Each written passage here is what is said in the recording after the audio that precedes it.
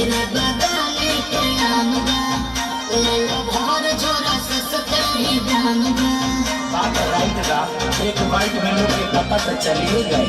तोरा चीज के न कवनो जवाब बाटे, जवाब बाटे, हिसाब बाटे।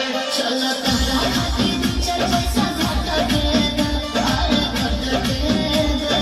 हाँ तो दे दो। चलो छोड़ दे। पूरा आम के साथ गोली खटके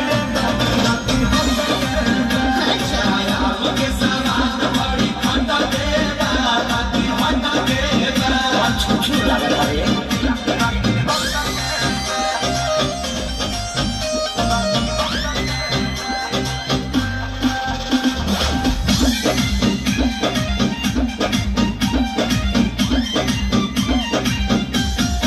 बड़े बड़े साइज बा भावना न जायज बा सौदा बा पाकल न कांच बा बात कहता ने अभिनव सच बा। अच्छा तो सुनो, हाँ हो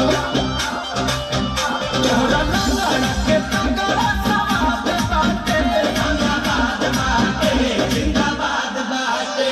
सारे राम